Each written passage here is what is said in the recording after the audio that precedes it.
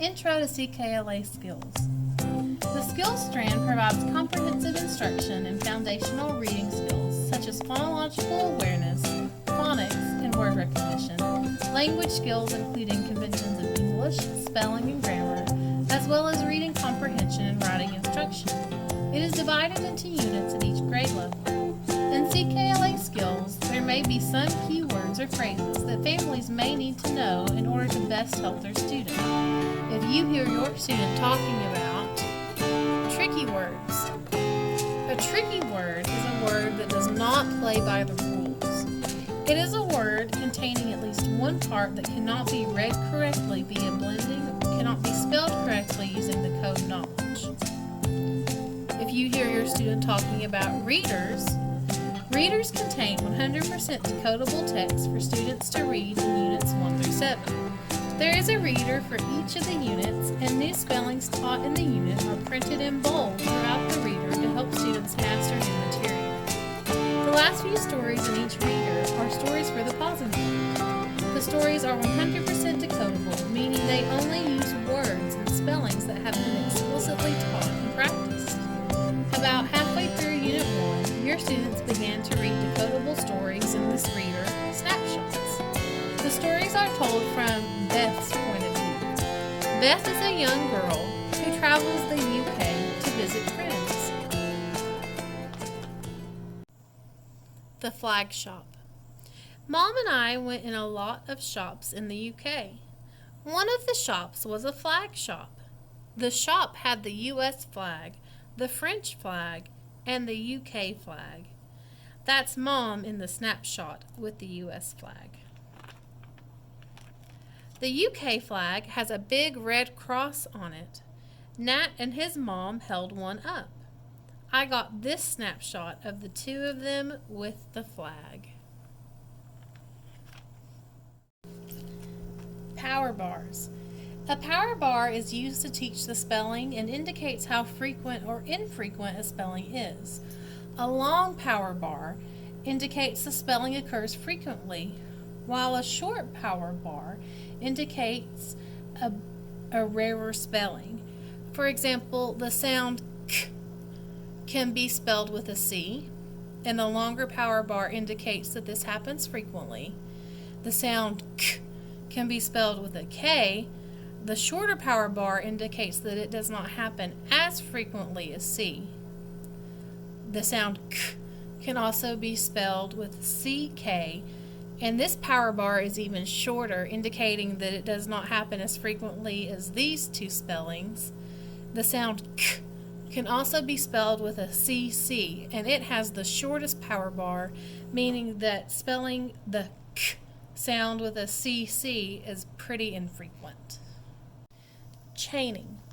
If you hear your student talking about chaining, it is a critical activity that reinforces students' ability to manipulate the sounds in words in which only a single phoneme grapheme is changed, added, or deleted at a time, such as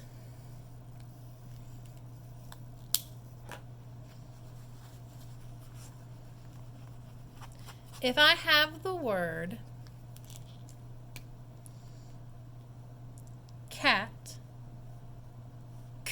at, but I want to make the word hat, the student needs to look at the word at.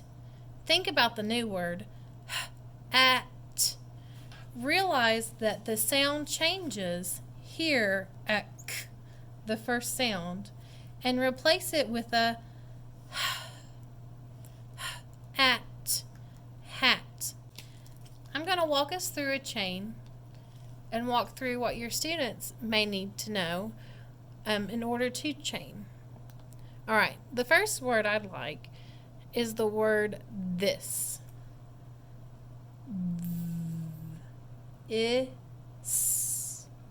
This. Okay, I have the word this, and I've made it correctly. Now I'd like to make the word thus. Is. Now I need us. Your student will hopefully recognize that they only need to erase the middle letter, the I, and change it to an thus.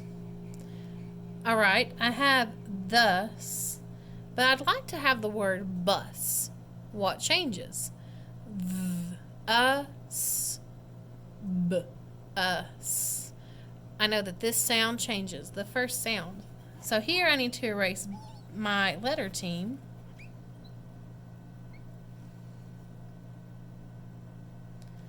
And add a b, us, bus. If that is bus, I'd like to have the word bun. B, us, b, n. I know that this is the sound that changes. B, n. So the s changes to an n.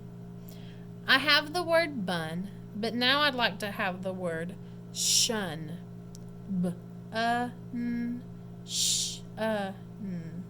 I need to know my letter team sh for this chain.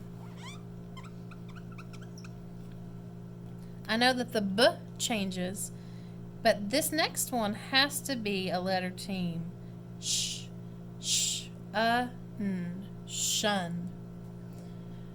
If that is shun, I'd like to see the word run. Sh, n, n. I know that this sound changes, and I know that since it's a letter team, I have to erase both letters because they work together. My new sound is n, run. I would like to have the word now pun. N, p, n. I know that this sound changes from an to a p, n, pun. If this is the word pun, I'd like to have the word pen. It's important here to maybe talk about accents. P, n is what I want.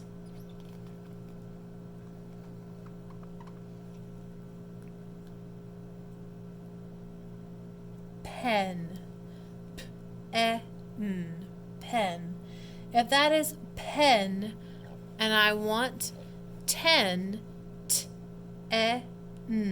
I know that this sound needs to be the sound that changes and be replaced with a t.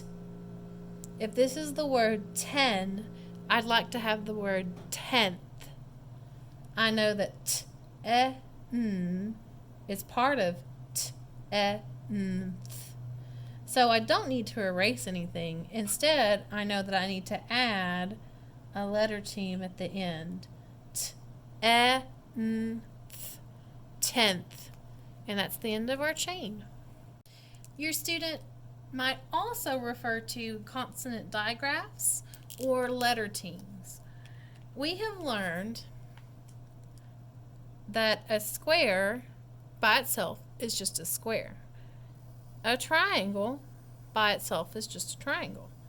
But when we put the triangle and the square together, it makes something new.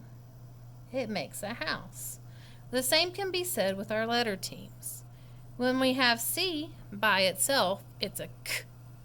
When we have H by itself, it's a H. When we put them together, they form a letter team and make the sound ch, a new sound.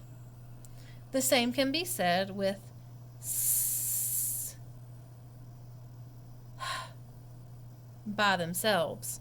When you put them together, they make a new sound sh. This can also be said for t. By themselves, they make a t and a h. But together, they actually make two new sounds. They make this spelling, which can have two sounds.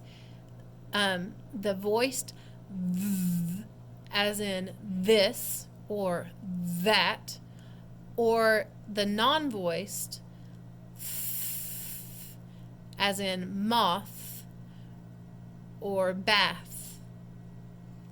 We also see this happen with n and g. When those two go together, ng is the sound that we hear. Tricky spellings. When a spelling can be sounded more than one way, we say that the spelling is a tricky spelling. In Unit 1, students learn, or are reminded, that the letters TH can stand for two slightly different sounds. Voiceless TH, as in thin, and voiced TH, as in them. Students also learn that the letter S is usually pronounced S, but is sometimes pronounced Z. This pronunciation is used in a handful of very common words, including is, has, as, his, and was. It is also used in many cases when an S is added to a word to mark a plural, as in dogs, or in the present tense form of some verbs, as in she runs. I hope this helps you and your student practice at home what we learn in school. Thank you for watching. See you next time.